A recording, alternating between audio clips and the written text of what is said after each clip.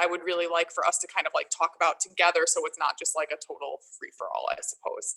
So what I would like to do to kind of start is to kind of like take this semester by semester. So I would like to start with the fall and then move into the spring, and then kind of pull away maybe some like big takeaways from like that whole experience, and kind of talk generally in that sense. So I thought I would start by kind of describing what my fall semester looked like and kind of like what happened. And then I was going to open it up to you guys, you know, to hear what your fall semester was like, and, you know, kind of how things played out.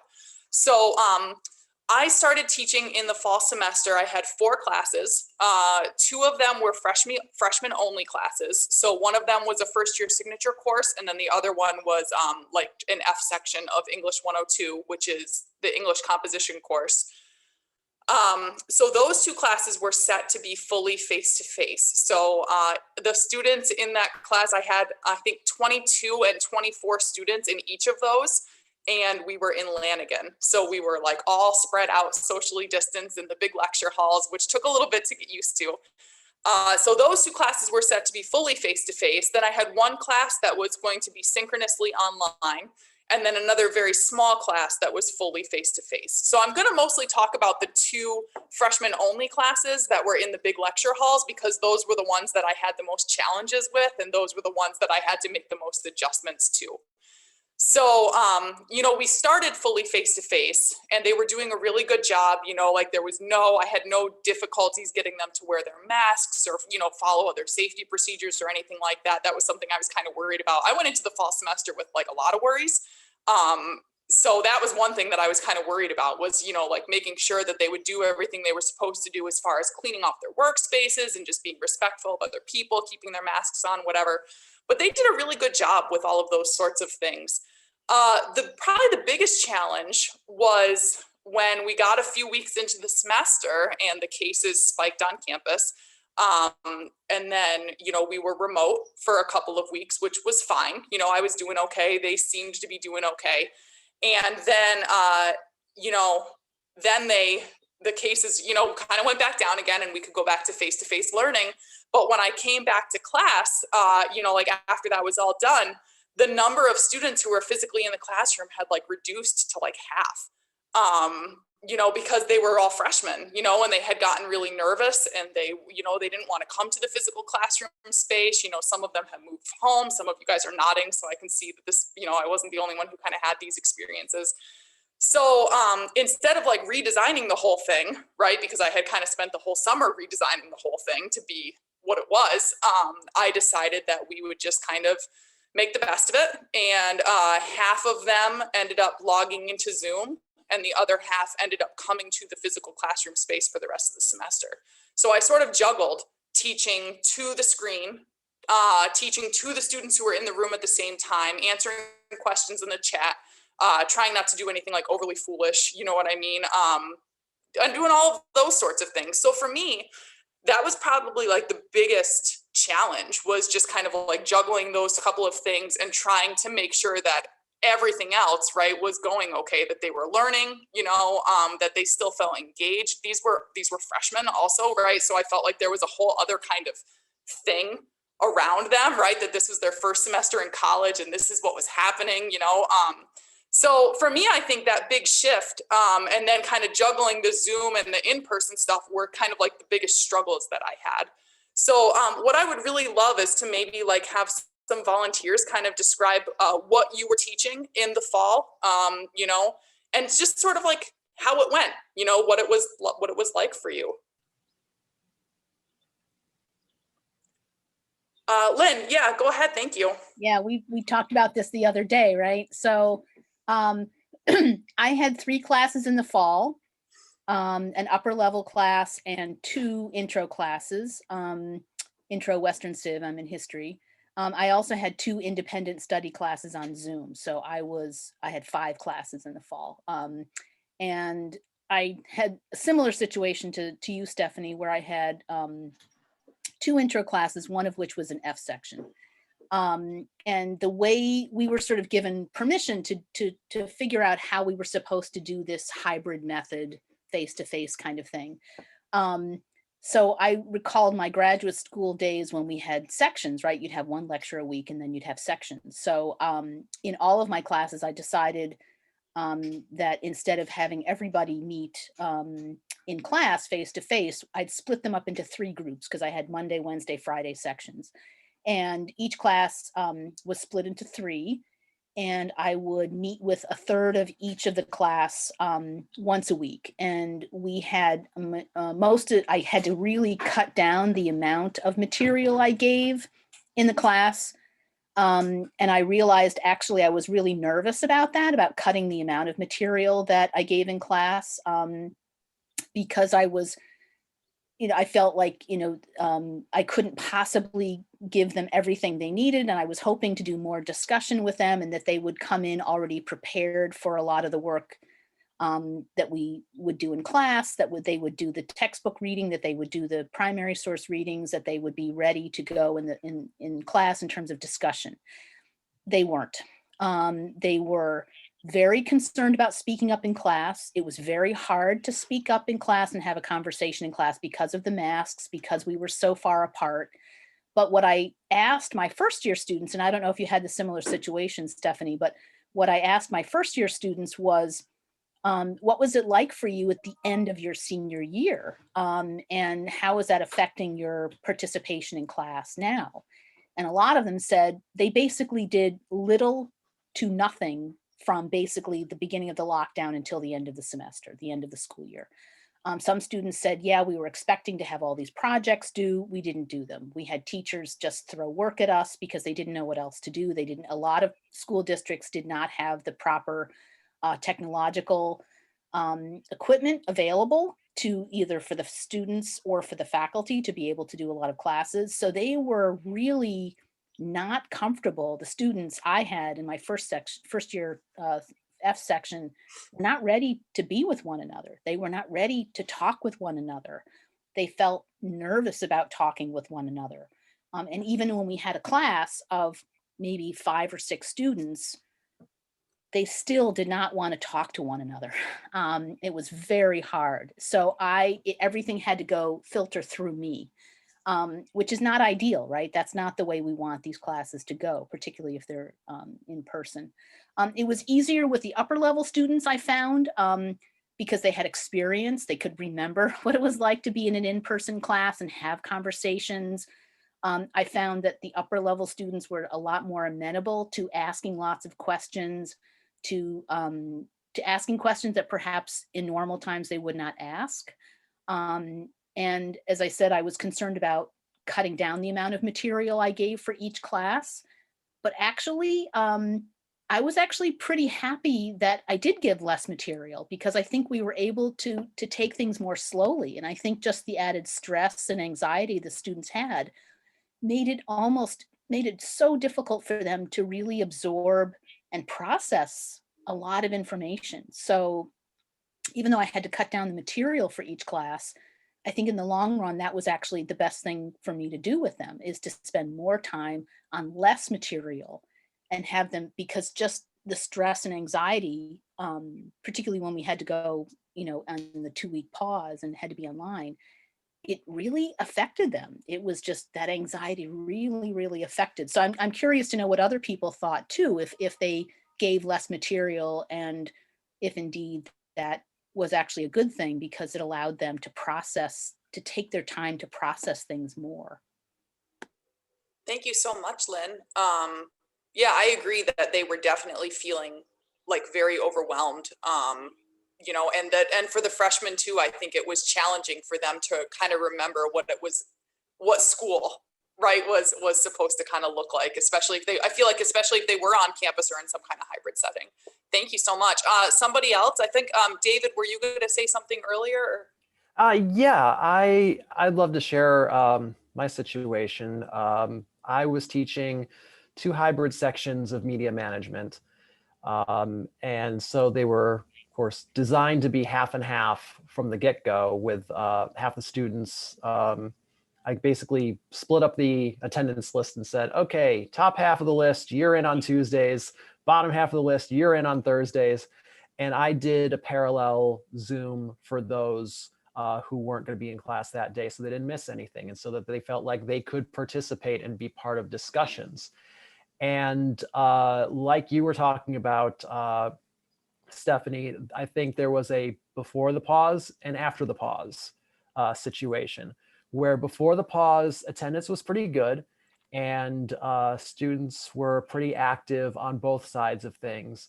And then after the pause, students kind of knew that I wasn't really strict about attendance because of the fact that, you know, everyone's concerned about being in class and all that stuff. So how can I really, especially if, you know, God forbid you decide to shelter yourself because you've been exposed, and so it's outside of the standard protocol.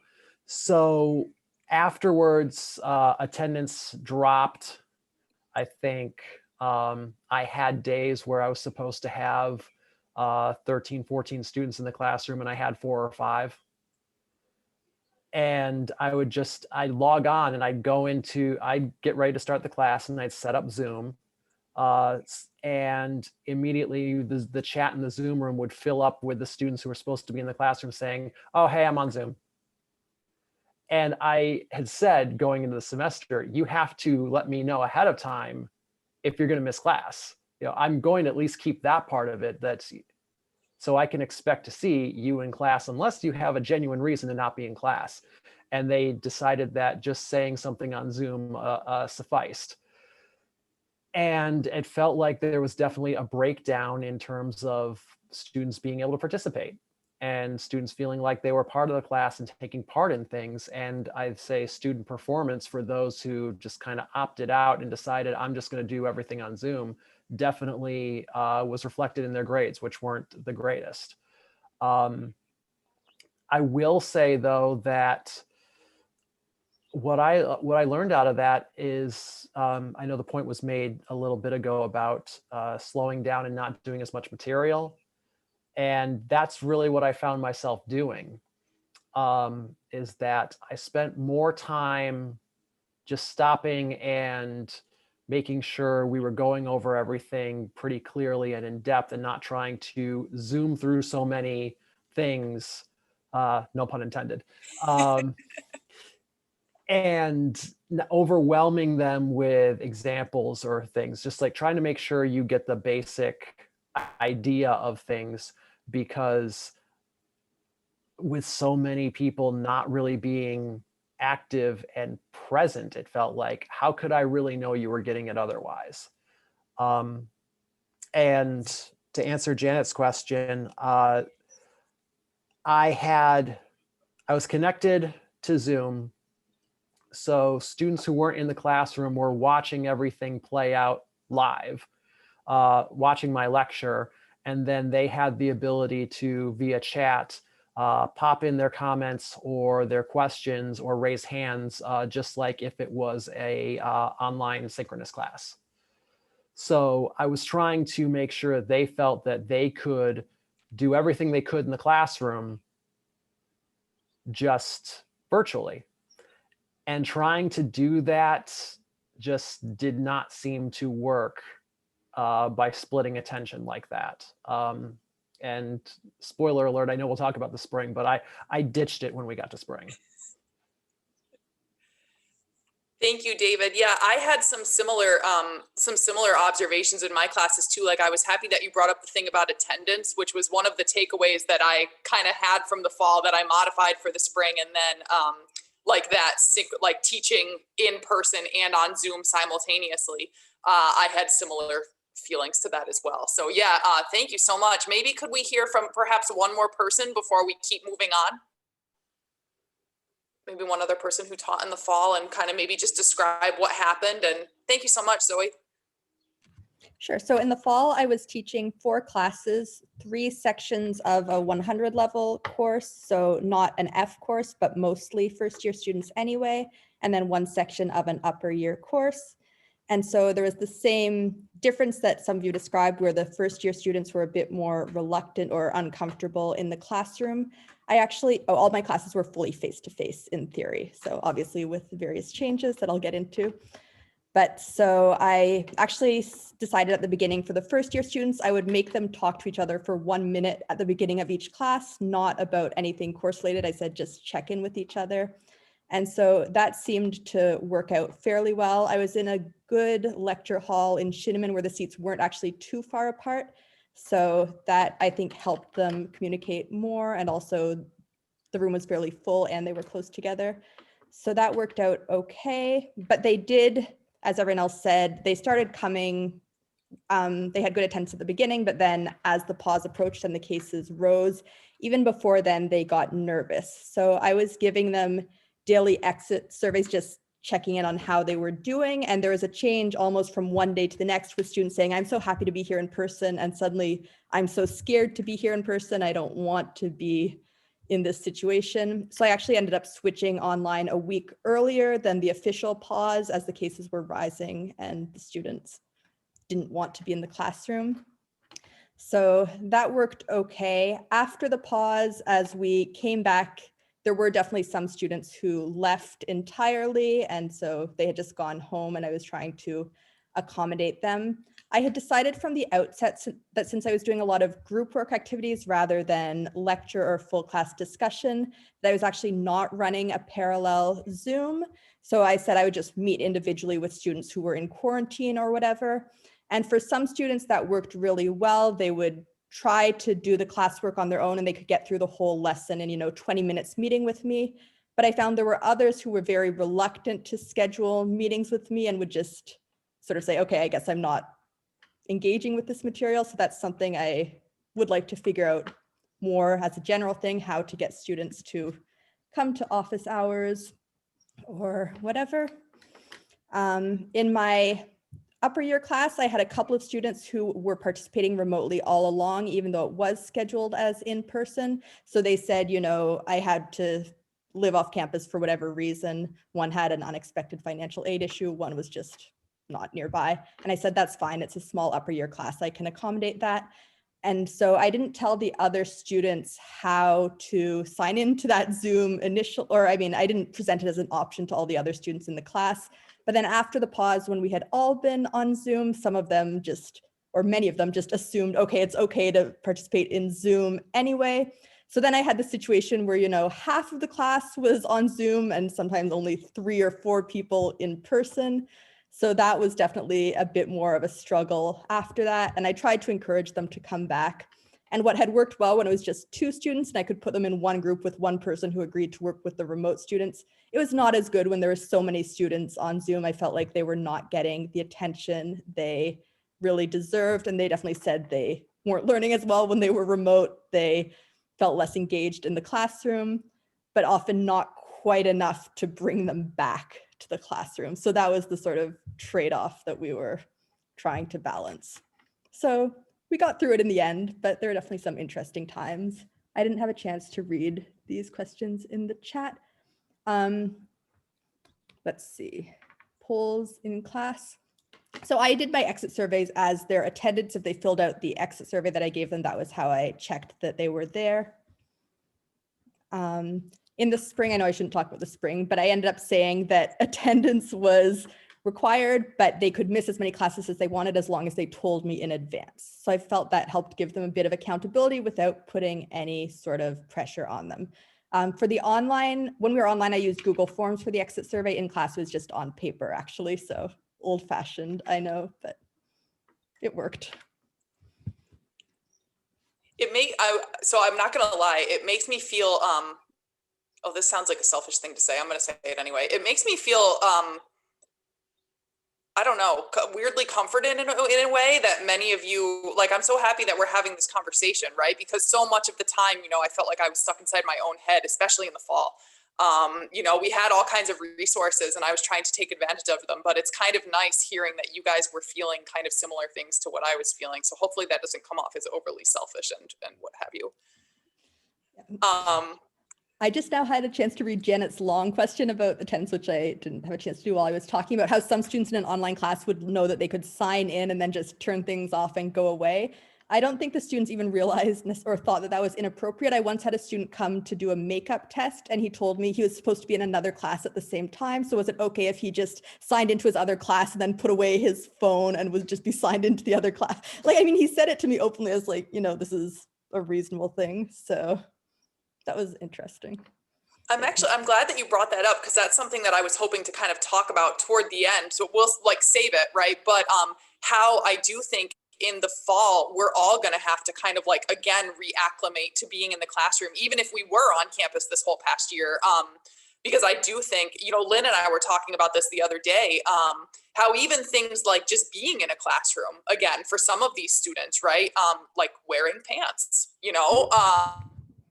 making eye contact, all of those sorts of little things, right? That you are so easy to kind of like put by the wayside if you don't have your face on or whatever, on Zoom. Yeah, exactly, Donna. Learning how to be people again. Arriving on time was a big one I found in the spring, because a Zoom call, you can sign in right at the minute when it starts. Whereas if you're planning to come into the classroom right at the minute it starts, you're actually late and disrupting the start of class as you spend a minute or two, walking in, settling down. So that was definitely something that I hope they'll get used to again in the future. Yeah, definitely. Bus schedules and weather and, all of those sorts of things. So we've done this a little bit already, but I would like to hear from as many of you as would like, just a couple of perhaps other takeaways or things that you feel like you either modified or started doing or, learned from, I suppose, like from the fall semester. So I wrote down 3 because I don't know, 3 just felt like a good number, I suppose. So I will say, because I felt myself getting really frustrated with like the Zoom and in class thing and feeling like the students on Zoom were like just these little boxes who like weren't really paying attention to me. So I started, and this is not something that I usually ever do, but it worked really beautifully on Zoom. I just started cold calling again, like a lot. And I told them that I was going to do it.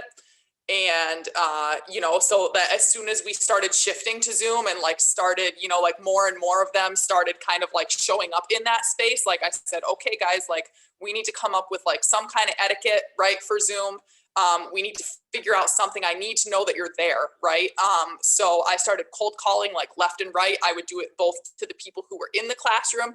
They kind of saw it coming, right, because we made eye contact. But I would do it to the people on Zoom. And I will say that it was a really effective way to kind of keep them there. I think more so because they didn't want to seem embarrassed, like being caught not present on Zoom, right? It was almost like their peer accountability was holding them a little bit more. That's a great point too, that was just brought up in the chat, like how sometimes students maybe feel comfortable speaking up, or uncomfortable speaking up, especially because they've been out of the classroom for a little bit. I had some students do that to me too, Kristen, ask to be called upon, which I think was a good thing. So I started cold calling. I teach writing, right? So it's a little bit easier for me sometimes to do these sorts of things, but I have an assignment for them that is called their interactive journal, which is basically like a working Google document. And it's shared between them and me, and they keep it open for the whole semester. And I give them writing prompts all semester, sort of like what Zoe was talking about, like with the exit tickets and things like that. I would give them different prompts or have them write to me. And it was a really beautiful way for us to communicate outside of class time. And they would tell me a lot of things, right? They would say how they were doing, sometimes I would ask them questions like, how are you doing? Right? And they would write to that. But sometimes, if they got to the end of a writing prompt in class or something and they had extra time, they would write about kind of like whatever was on their mind. It was a really nice way for me to answer their questions kind of outside of class, because they would put those in there too, but also just kind of like have some open line of communication with them. And they would like I said, they would really say a lot of things. So that's something that I had just started like pre-pandemic, but that I'm definitely going to keep doing for the future, because it was just such a nice way to kind of talk with them. And oftentimes, like I find with the writing students anyway, they're more comfortable telling me things in writing, they'll open up a little bit more and let me know how they're doing. The last big takeaway that I started doing this semester was asking questions to the class while I take attendance. So every class period, I would come up with just one question, and I would tell them what it was. And it would be something really wacky, right? Like, which one is better, cats or dogs? Or like, if you had any superpower, what would it be? Or, you know, whatever, something like goofy, right? Lighthearted, what have you. Again, I teach a lot of freshmen, so it tends to go really well in that kind of space. But the whole class gets the same question, and as I move through the roster, everybody answers the question. On Zoom, it worked really beautifully because then they would communicate to each other in the chat while I was taking attendance, and they would say things to each other's answers, right? Which was a really nice way to kind of get them to talk to each other. And then in the spring, when we were in person a lot more, you know, they would respond to each other and whatnot there too.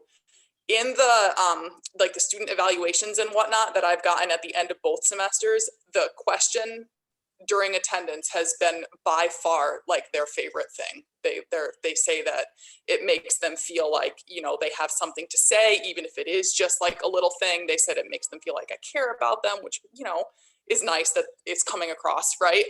You know, and it just gave them an opportunity to kind of like get ready for class, right? By doing something kind of goofy.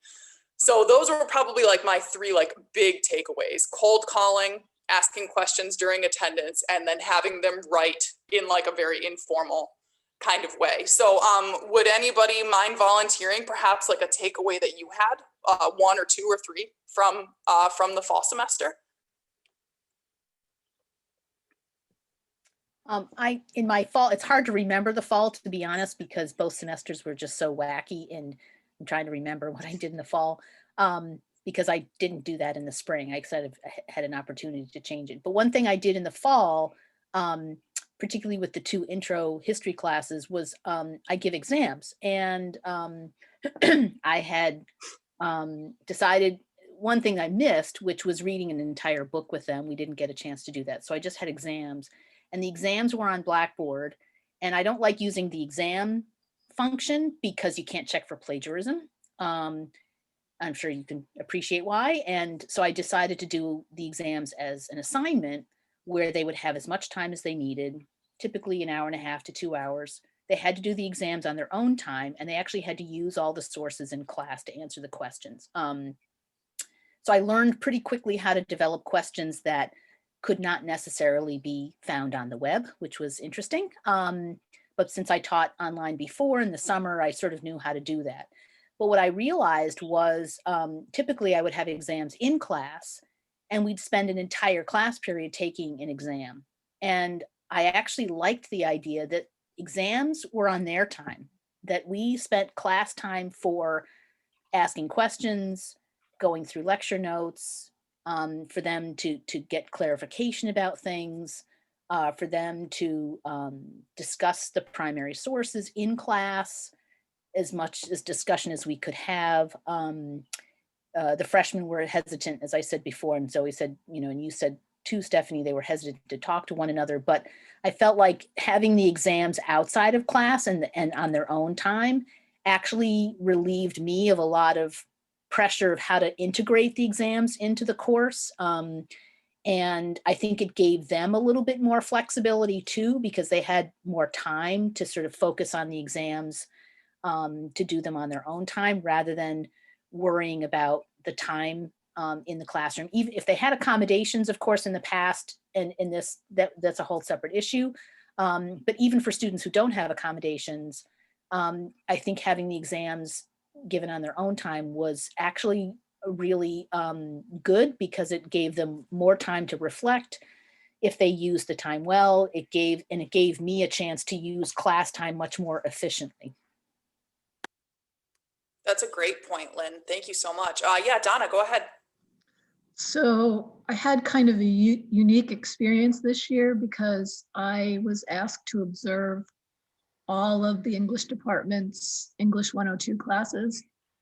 So I did, and that means I observed asynchronous classes, synchronous classes, and live in the classroom classes. And it also included Stephanie's class. And watching Stephanie's class was amazing because I don't know if you remember, Stephanie, but you were showing a video that day. And it was like a 3-ring circus in all of the best possible ways, because the students on Zoom were being called on, the students in the classroom were being called on, a video was shown, major points were made for the next project. And even though I was teaching on Zoom, I really appreciated how well planned that class was and what a great pace it had, which was fast. And I like that kind of class. And I think during the pandemic, for me, my classes kind of slowed down, partly because my students needed that and partly because I needed that. So it was great to see that kind of energy in another classroom. And Stephanie, I think you were the only one that had that happening. But I also wanted to say, I wasn't in the classroom at all this year. And I really need a lot of interaction with my students. So I cannot teach to a computer screen full of name tags. So I gave my students 4 off-screen pass days, and they could use them whenever they wanted. And they responded really well to that. They didn't feel like I was forcing them to be on screen, but they got to choose which days they used their passes. I don't think anyone used all 4 of them. And it just made it feel a little bit more like a classroom of live bodies. And I think it helped them be a little more interactive. That's great, Donna. Thank you.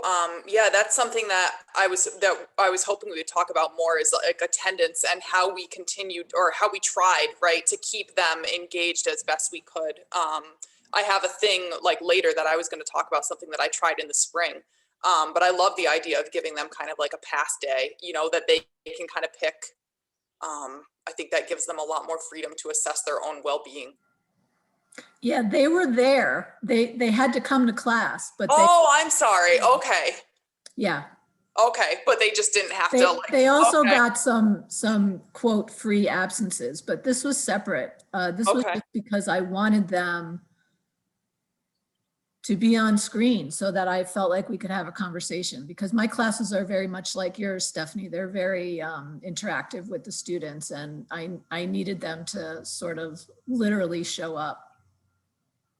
That's it. Yeah, I'm sorry, I misunderstood. That's a great point. And it was so interesting to me this past year too, you know, like some of the students, you know, I had one class that was synchronously online, and some of them would like put messages in the chat and say things like, I would put my camera on, but I didn't get a chance to brush my hair yet today, you know? And we were like, we don't care what your hair looks like, right? Like, we just want to see you, you know, it's okay. But it's an interesting thing. You know, I don't know, the camera, I suppose. Could I have maybe 1 or 2 others kind of describe like a takeaway before we move on to the spring? Thanks, Zoe. Sure. So a couple of things. Over the summer, last summer, I went to a session on how to run a good breakout room. And one thing the speaker said was to make sure to give the students a bit of time to think about whatever you're asking them to do before you put them into the breakout room. Don't ask them to think or, you know, try solving a problem once they get to the breakout room, because once the silence has started, it's really hard for them to break it. Whereas if they're ready to talk right away, then they'll start talking right away. And I found that a really helpful idea, even in my in-person classes, to say, you know, take 2 or 3 minutes on your own, think about this topic, and then you'll work on it in groups, because then at least everyone had a bit of time to process what is being asked, to form their own ideas. And it's not just like the fastest person is taking control of the group.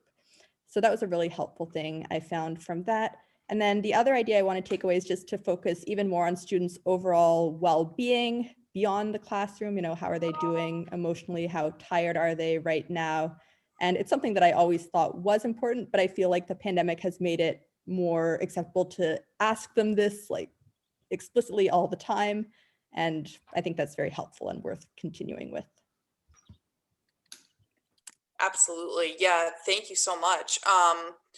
So let's kind of move into, the spring semester now. And the beginning of this conversation can kind of be like, maybe things. So now that we've kind of heard about like what the fall was like, right? And I feel like many of us, like myself at the end of the fall semester, I thought, okay, like we're still in the pandemic, but like we got this a little bit more now, right? Like, let's make some good changes. So for me, instead of doing classes that were fully face-to-face, I did the hybrid style classes, which went similarly to how David described his, right? Like my classroom was big enough for like 12 students at a time. So I broke them up into two groups, cleverly named Group A and Group B. And Group A came to class on some days, Group B came to class on the other days, and they alternated like that all throughout the semester. There was no Zoom component to the class for the most part. There were a handful of Zoom days when I like couldn't avoid it.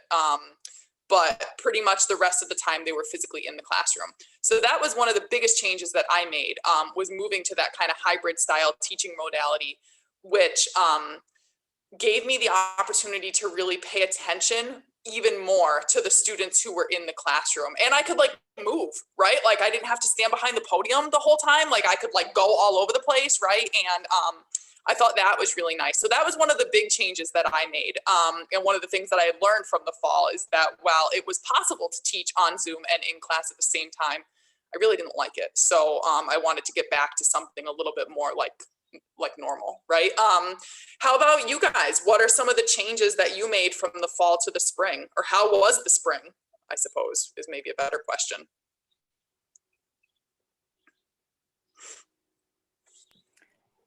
So I had 3 classes in the spring. I did every modality you could possibly imagine. I had one fully in-person honors class, Honors 140. I had one upper level class, which was a hybrid.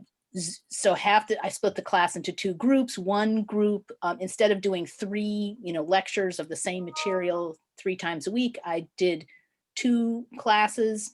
And half the class would show up on Zoom and the other class would be in person on Tuesday, and then they would flip on Thursday.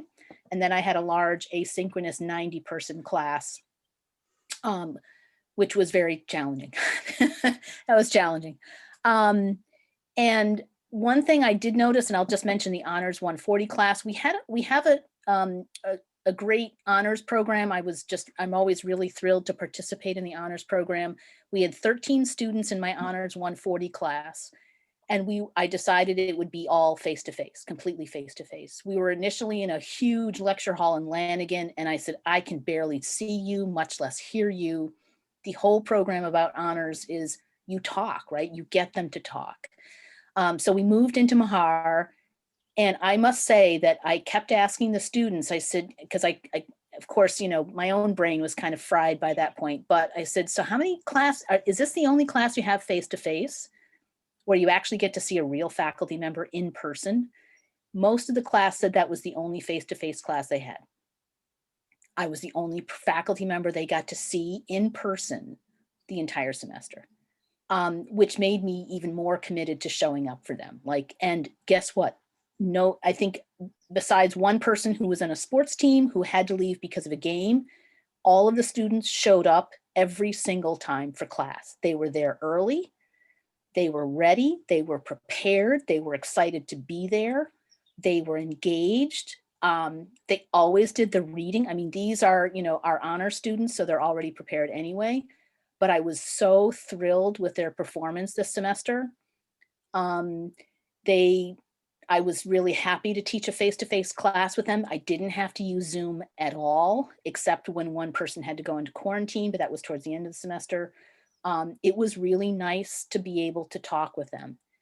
And I noticed just a huge difference between being able to let the conversations and discussions unfold kind of naturally, as opposed to, asking a question, waiting for people to respond on Zoom, and then saying, what, I couldn't hear you. Oh, I was in the bathroom. Oh, I could, my cat went across the screen. I couldn't see did you ask a question? My video went out, da, da, da, da, da. It was just such a thrill to be able to teach in person.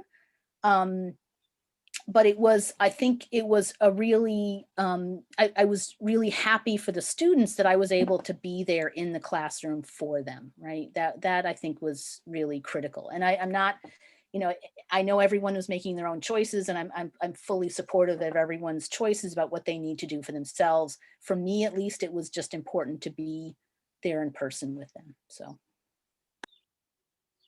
Thank you, Lynn.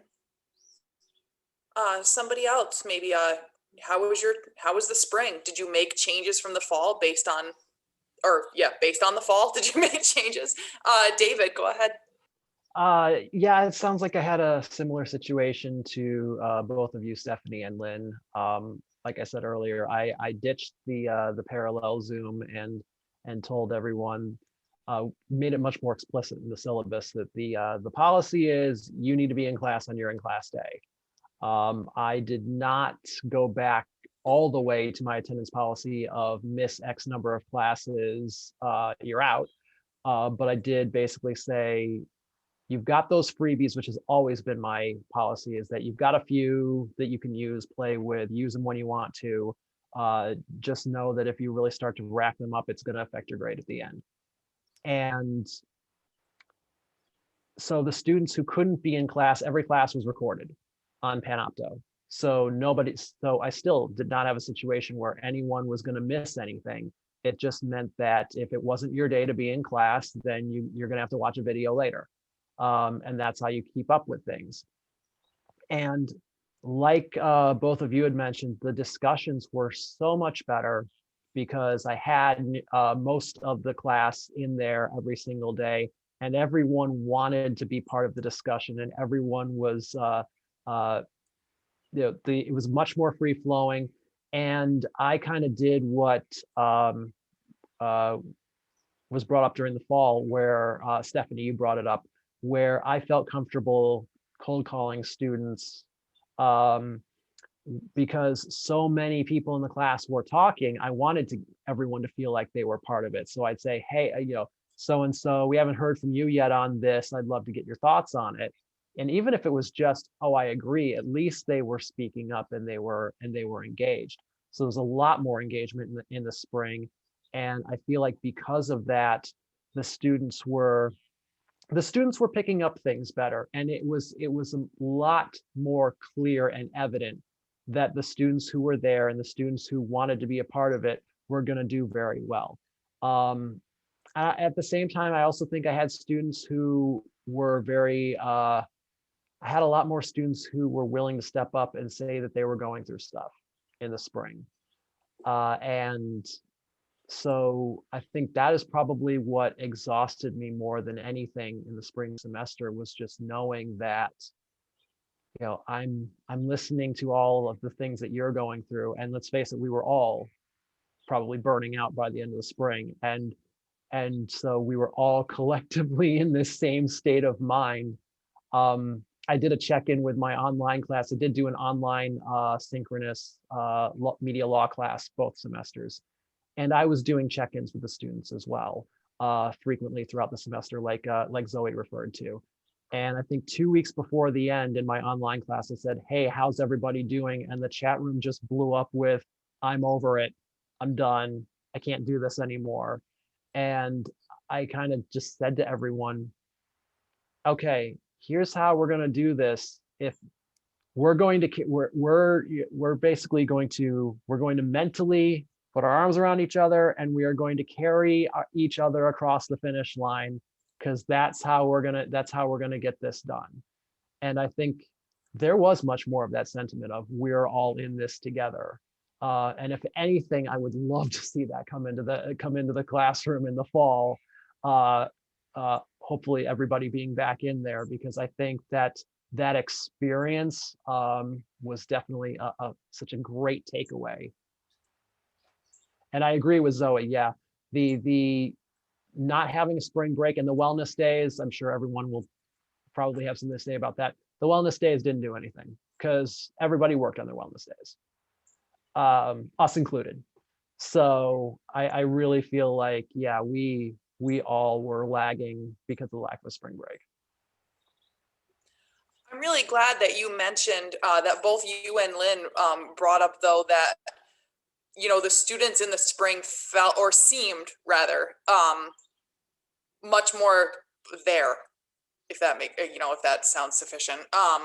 Because in my classroom, it felt like that also. You know, in the spring, they wanted to be in a classroom. You know, they wanted to be there. They wanted to be present. They wanted to talk to each other. You know, so I'm glad that I know that you guys noted that it was happening in your courses too. So let's kind of talk about, since we're getting toward the end of the session, let's talk for a little bit, just perhaps about some general takeaways that you had from the spring or from this whole experience, and maybe what you noted or what you might note for the fall, or for this, you know, for fall 21.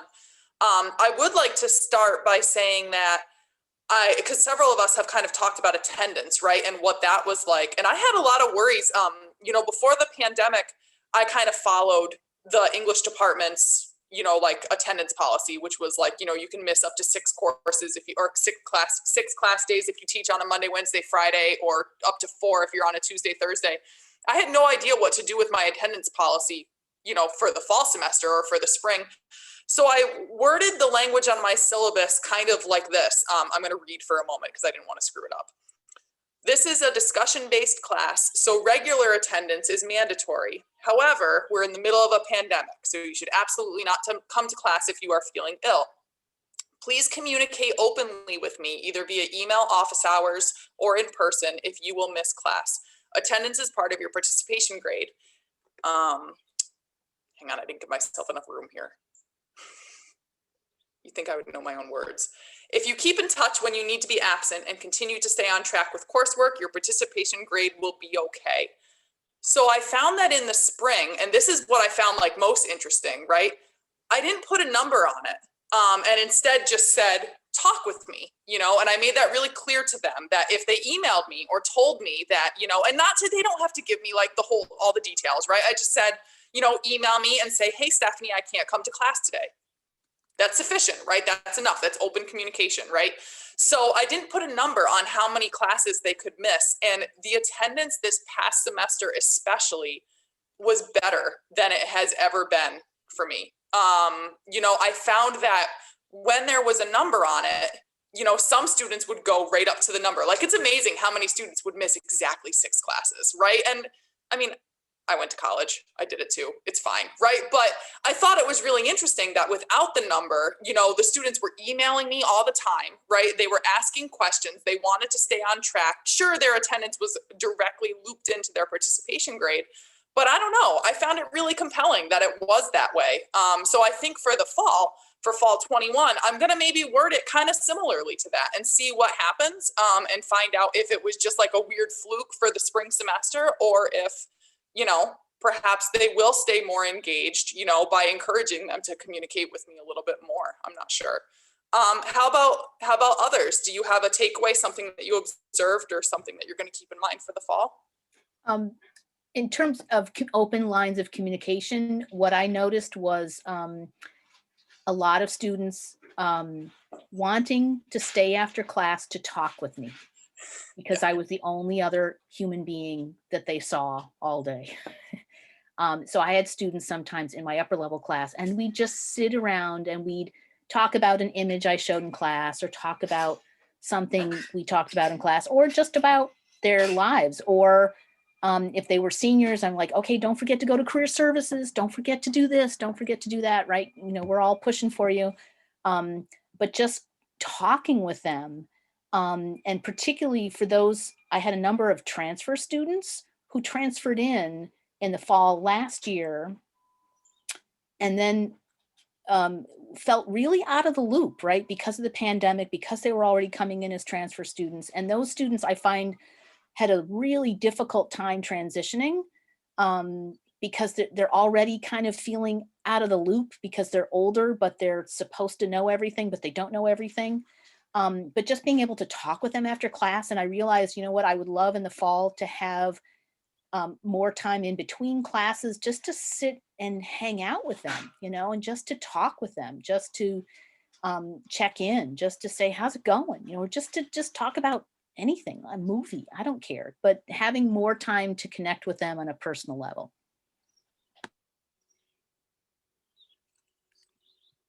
Yes, I agree too, that there were many more students hanging around after class or catching me in the hallway before class or whatever else, wanting to have those little conversations.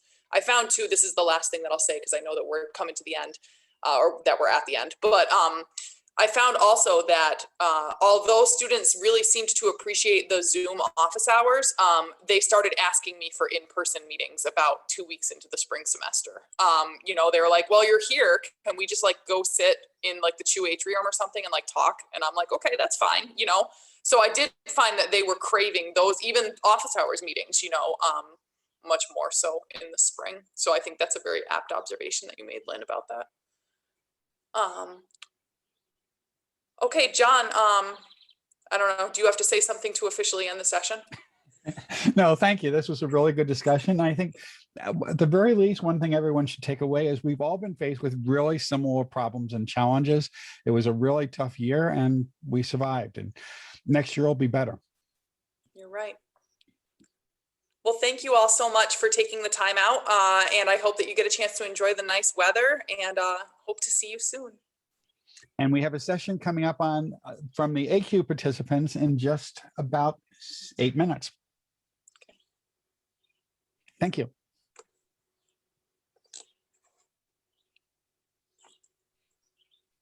Going to end this session, and then it'll be starting up again in just about a minute or so for the next session.